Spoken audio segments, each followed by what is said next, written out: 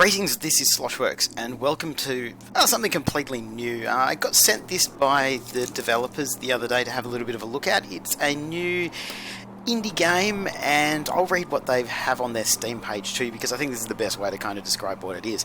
ICY is a narrative-driven post-apocalyptic survival RPG set in a new ice age, where your life and the lives of your followers hang on every decision you make. Create your own character using a detailed stat system that influences your abilities, then begin your journey of survival across a frozen world. Now, I played, 5 minutes or so of this before I started filming, just to kind of get my grip on the controls and that.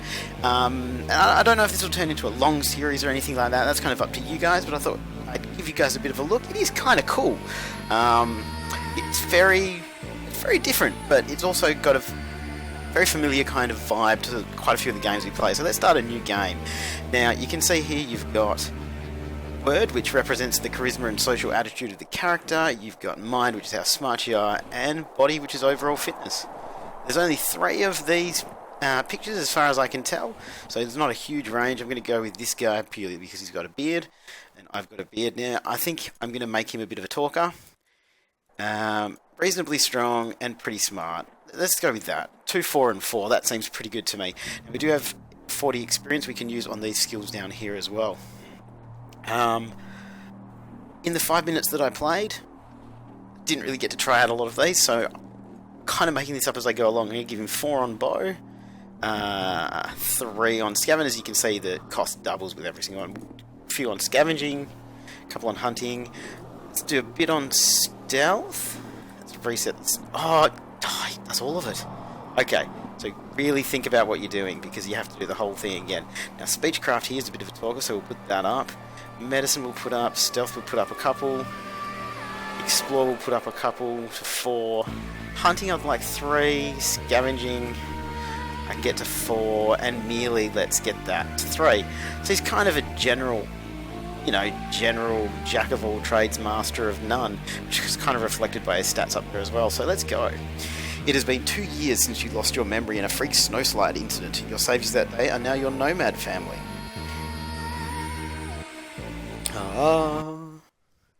You wake up in the woods surrounded by snow and old massive trees. A cold wind is blowing on your face. Your arms and legs are chilled to the bone. You feel a gentle touch on your shoulders. It's Jerome.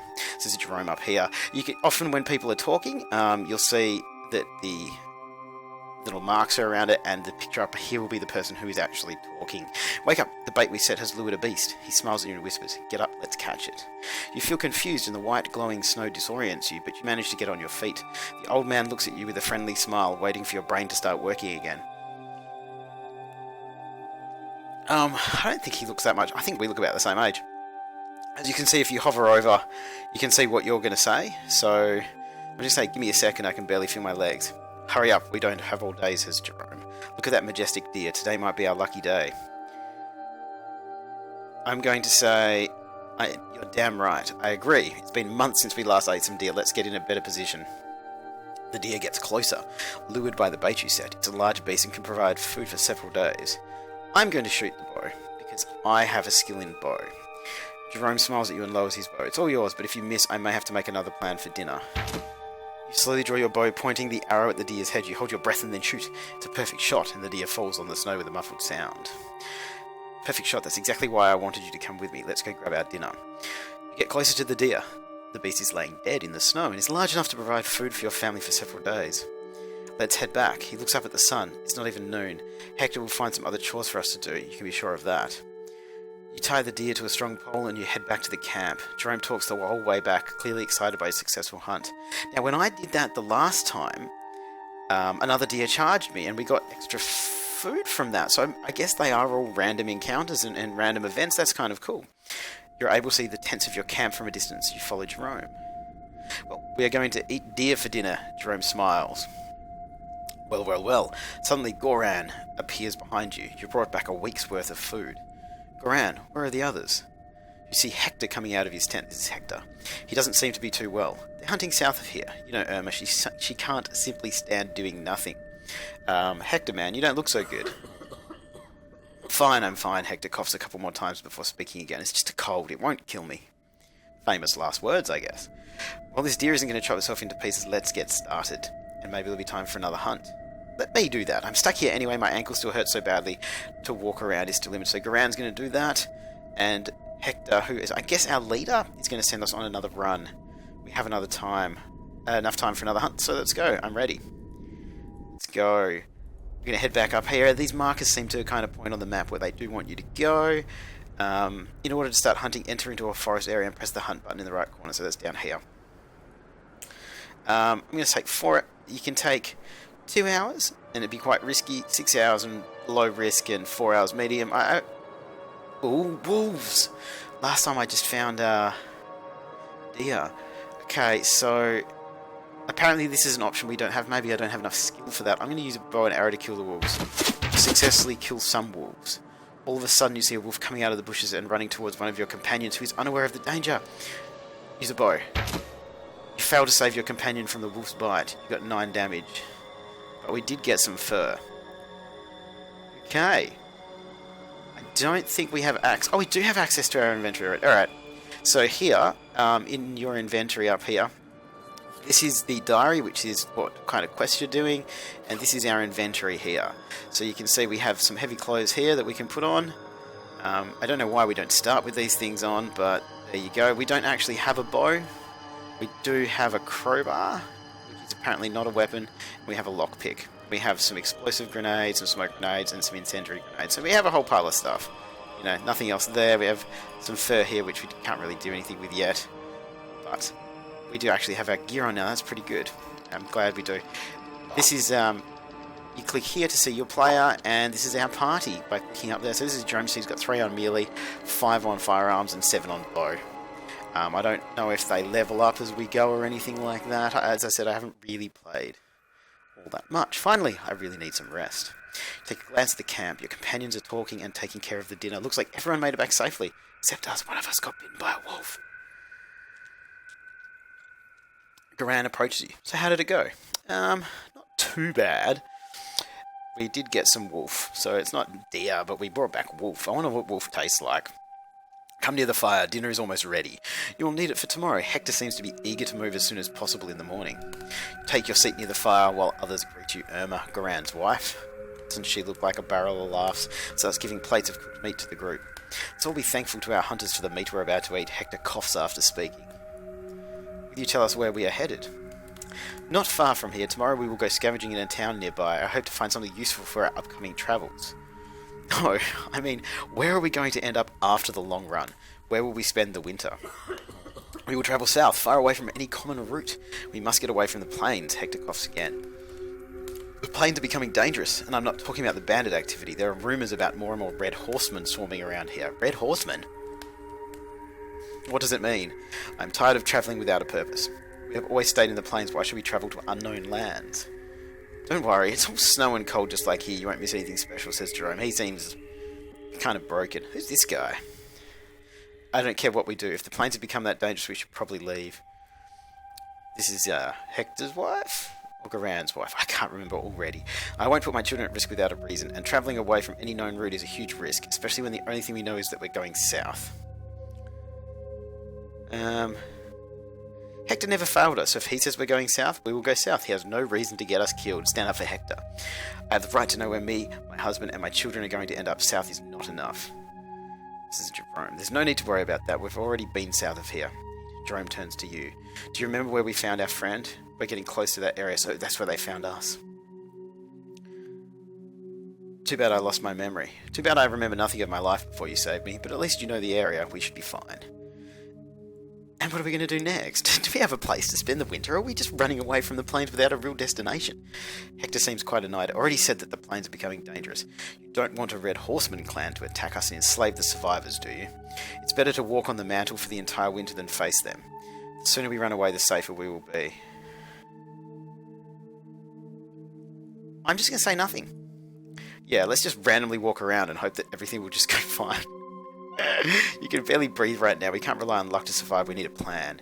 Hector now seems quite angry. We're not walking around without a purpose. We're running away from certain death.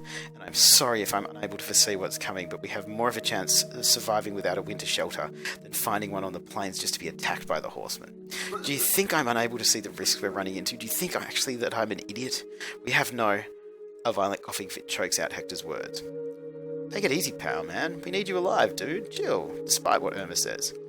Hector waits a moment before speaking again. We are going south because I think it's our best chance of survival. End of discussion.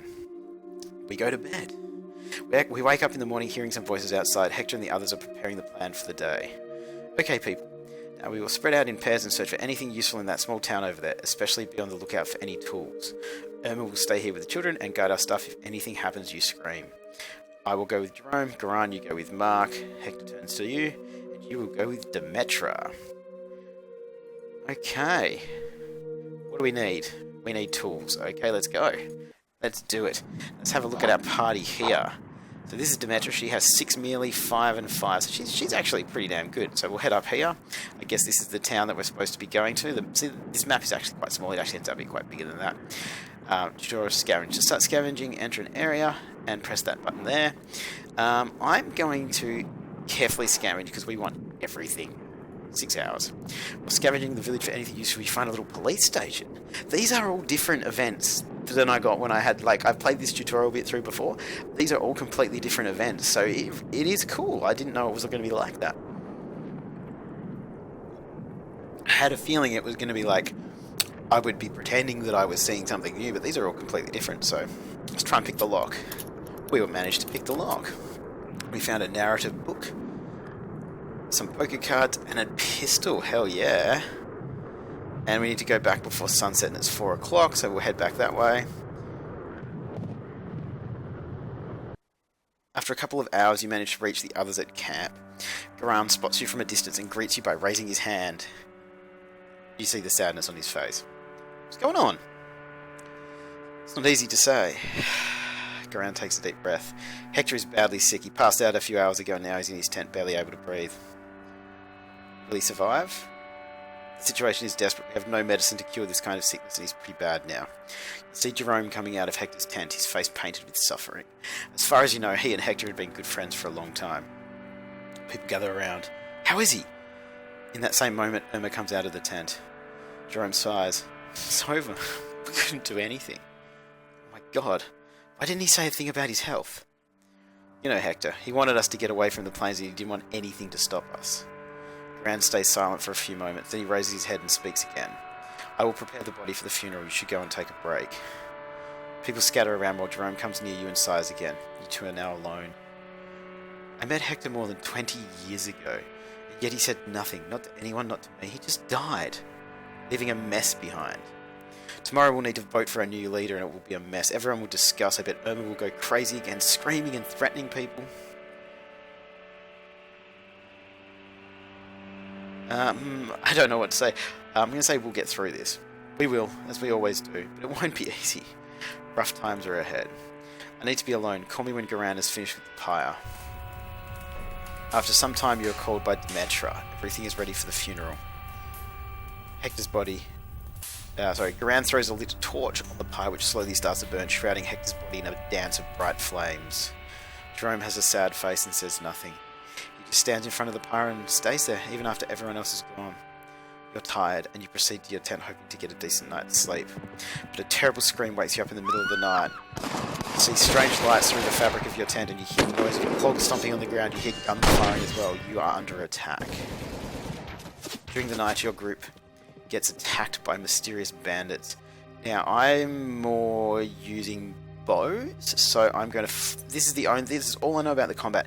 If I engage in a melee fight, I can't use my bow as far as I can understand, so I'm going to fall back. Our group received negative 49 hit points. Our hit points are pretty low. I'm going to... A hostile horseman is charging in your direction. Is this kind of like Neo Scavenger, I guess? You throw a smoke grenade blocking your opponent's line of sight. We've lost another hit point. Let's use our firearms to attack them. We hit them for 13 and 3 morale points, and they hit us for 9 and 2. I'm almost dead. Shoot them back. Player receives negative 1 hit points. Shoot them again. I don't think we've got a chance of beating these guys though. Look. Oh, there we go. You feel weak and aching. You try to crawl on the ground, but with every movement you feel pain all over your body. You try and stay awake. Soon, your willpower weakens and you pass out. After that, there is only darkness. You don't know how long you will stay unconscious. Strange dreams populate your rest, dreams of a different place, a different time. You see a shiny tower going towards the sky, technology you've never seen in the White Wasteland, technology belonging to an ancient world which fell apart. During the dream, you hear a familiar voice. It's Jerome, and he's calling you, asking you to wake up. You finally realize you're dreaming, and this sudden consciousness brings you back to the waking world. Hey, wake up, are you okay? My head hurts. That's good. We're in a bad situation, you better be ready for anything. You look around. The morning sun blinds you at first, then you are able to see that you and your mates, are sitting on the ground, tied. You are not the only prisoners, and there are other people that seem to share your condition. Armed bandits are guarding the area. You can see many tents scattered around, and it's difficult to understand how many there are. Running away from them won't be easy. They have guns and everything else they need to keep us in our place. This dude here, you will never escape. We've tried, but there are too many. They have horses and guns, and if they want us alive, I fear we'll soon all become slaves. I'm going to be the stoic, silent type. Sorry, but I'm not becoming anybody's slave, she says. I won't be beaten again just because one of you wants to do something stupid. This is some new guy. They beat all of us, Joseph.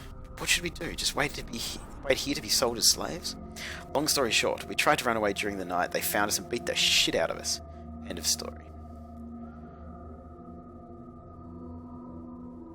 Okay, I'm going to say we will have our chance. They can't keep watch on us every second of every day. There are too many of us to be easily controlled. And look at this, it's too happy. Look how happy this guy is. Unless you have a freaking genius idea, I'd like to not get beaten again either. Screw you, I'd rather die than be a slave. We're leaving, I don't know how, but we're leaving. The stranger smiles slightly. Sure, I'm really curious to see what you do. The bandit approaches. Oh, look at that guy. It's a man who's lived a hard life. Shut the fuck up, all of you. We're moving now. Prepare yourself, it's going to be a long walk. You and all the other prisoners starts... Bad sentence. You and all the other prisoners starts walking with your hands tied along the bandits' caravan. They constantly watch you and you are unable to find a way to break free. Day after day, you become resigned to your destiny. The bandits constantly watch over you and don't even allow you to talk amongst yourselves. You barely get to know the ones who share your destiny. Carlos and April are a couple, and they are in the same group with Joseph when they got attacked and kidnapped. There's a young girl, Eva. She seems sad and never speaks. The only thing you're able to discover is that the bandits killed her family. But finally, after walking for several days through the White Plains, something happens. The bad thing is, it doesn't look like it's something good. Not at all. You see 3 people peacefully approaching the bandits. They don't look like common survivors. Even the bandits who assaulted you, despite their good resources, are not that well equipped. They look pretty badass, actually. Polished and shiny weapons, high-tech equipment. All the bandits look at these 3 people with reverence and awe. You never saw anyone so well-equipped walking on the White Wasteland. A feminine voice comes from one of these masked soldiers. Proceed with the tests, and let's move on. We have no time to waste. I'm sure they're good. Some prisoners are young and healthy. They're perfect for your needs. The woman slowly turns to face the bandit and stands still for a couple of seconds in an intimidating silence. We'll see. They approach you and the other prisoners and start using some medical equipment to take some of your blood. They take a sample from each one of you. They go away, and after some minutes they come again. The mysterious woman looks at Goran and Irma and then nods at her 2 companions. We'll take these 2 and their children. They're the only ones we're interested in. Do what you want with the others, we have no use for them. So they've taken our friends. They walk away, bringing Goran, Irma and their children with them. Jerome tries to stand up on his feet and protest, but he gets kicked in the stomach and falls on the ground. The mysterious strangers leave, taking your companions with them. While they disappear into the mist, the bandits give you the order to get on your feet and start walking. You're now walking. Just like any other day, with armed guards all around you. When you hear the bandits shouting, you turn to see what's happening. At least 30 horsemen are charging the bandits, quickly descending from the top of a small hill. They're wearing red. They are the Red Horsemen, feared bandits and pillagers. The bandits start shooting at them, but the horsemen rapidly reach your position and start attacking your captors in close combat. Jerome screams before he starts running away. Let's go now! You and the other prisoners start running away while the bandits are too busy worrying about their own lives. As you keep running away from your captors, you hear the sound of bullets whizzing by you. One of those bullets hits Joseph in the chest and he falls to the ground. April stops running and kneels by her companion's body. Joseph, please stand up. I can't leave her there. That's our friend, drag her. While you pull April away from the dead body of her former companion, you hear Carlos's voice. April, run, he's dead, run! Someone keeps shooting at you, but the bullets pierce the snow around you without hitting anyone. You are too far away to be an easy target. You see the entrance of a tunnel ahead of you, and your group starts running towards it. You are getting far away from your captors, who are still busy fighting the horsemen. You take one last look behind you. You see no one coming after you. The tunnel is quite long, but after a few minutes you finally see the light, and the cold wind coming from the outside. You can see the world map by pressing M. So let's press M. So that's the whole map there. And as far as I can tell, all of these, that appears to be the tunnel there, all of these kind of things here are things that you can scavenge, and the story kind of tells itself. So we've escaped thanks to the Red Horsemen that people didn't like. We've escaped thanks to them, and we are now out in the real world, not the tutorial world. You spot an old house and tell everyone to get inside. You should be safe and able to rest for a while.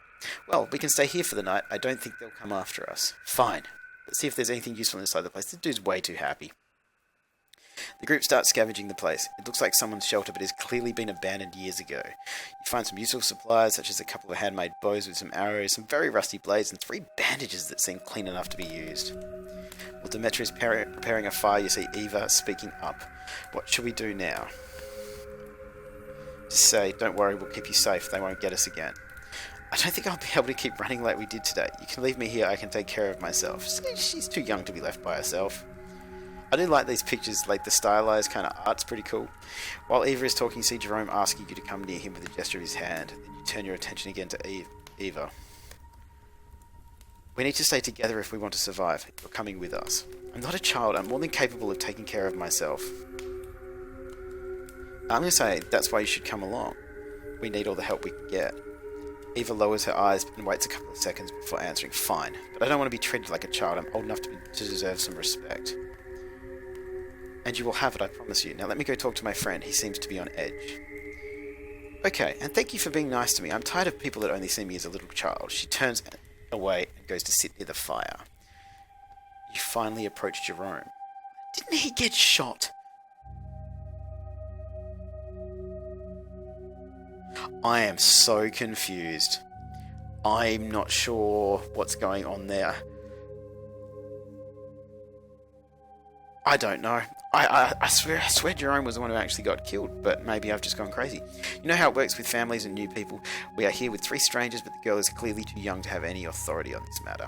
Me and Demetra will just pretend that you already were our leader. The tradition is that the newcomers accept the family leadership, and we can't tell them that our leader died the same day the bandits attacked us. We'll treat them as a new member of our family, and since there is an actual leader, that Carlos guy won't argue with that, or at least I hope so. Are you okay with that? Will I really be the leader, or will it just be a farce? You will. You're cut out for it. We need a new strong leader after what happened, and you're the best option. Sick! We are in charge. Just remember to listen to old Jerome's advice, will you? Now let's go talk with our new companions. When everyone is gathered around the fire, Carlos begins what will be a long discussion. So more reading for me. So what now? Do you know where we are? Yes, this is the Vale, a relatively enclosed territory not so far from where we got caught. And what should we do now? I suppose we have to choose a new leader, don't we? It won't be necessary. We will welcome you as newcomers and you will accept our current leader. I can assure you, you won't regret this choice. So we are the newcomers now. I can accept that, but know that I won't shut up just because you say so. We want to be treated fairly. You'll be treated like anybody else. And that's fair. So what should we do now? Our friends are in the hands of some mysterious and incredibly well-equipped fighters who deal with local bandits for reasons unknown. We need to track them and hopefully save them. That won't only allow us to free our friends, but also get to discover who these people are and where they get their awesome equipment. Where do you get such wonderful toys? They had everything that a survivor needs, and then some. I'm getting old. It would be nice to be finally live a decent life. So he just wants to steal their stuff. But their direction is unknown to us. We can't just ask everyone we meet if they have seen some super soldiers passing by. There's too many people talking around now for me to keep up with who they are. I just kind of wish it said their name. That would make me really happy if they put a little name there. They might be one of those mercenary groups. They're usually rich and well equipped. We may not want it to deal with them at all, actually. We can't ignore the fact that their friends were kidnapped either.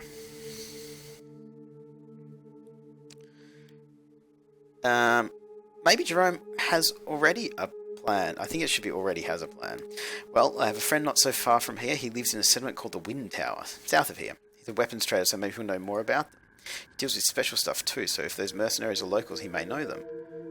How far is this place? Is cheerful, happy? I think that's Carlos. Carlos the happy fella. Smiley. I'm going to call him Smiley. No more than a couple of days from here, I'm pretty sure of it. People keep talking and you quickly discover that April and Carlos are good company. Eva is a little more silent, but she seems to know enough about survival to not be a problem. You'll be able to talk privately with your companions using the button on the left top of the map screen. So this is our party. This is how many people we have with us now. Look at this. Look at how many people we have. So she's good with bows, he's good with guns. I don't know if we actually get to equip them or anything like that. Let's have a look at Eva. So she's actually not that good. She's good with the bow. So she's okay. So basically you can click on them here. We're not going to actually do it now, but you can talk to them, find out all about their past and all that kind of stuff. We've still got our diary here, so we can keep track of what we're doing. Our current question is go to a nearby town to find some supplies to safely proceed in your journeys. And we can look in here and we have a bow now. Now, I don't know what kind of difference that makes by actually having knives and stuff. And like I said, I don't know if we can actually equip anybody else, you know, but because I can't seem to be able to get to them. We don't have lockpicks, actually. That's not cool. But anyway, there you guys go. That is essentially the tutorial and the opening and the backstory of ICY. I kind of enjoy it. It's pretty fun. I'm not quite sure if it's something you guys will want to watch on the channel, purely because it's mostly me reading. But then again, you were quite happy to watch me read dialogue in Wasteland 2 for hours and hours. So let me know what you think. Leave a like on the video if you'd like to see more. Leave a comment. Let me know what you'd like to see. This does look like a fun little indie game, and from here on, we're both doing it at the same time. It's all new to me. So, as always, guys, thank you so much for watching. Any hints or questions or suggestions, please do leave them down below. I do really, really like comments, subscribe, all that jazz. I'll see you guys next time.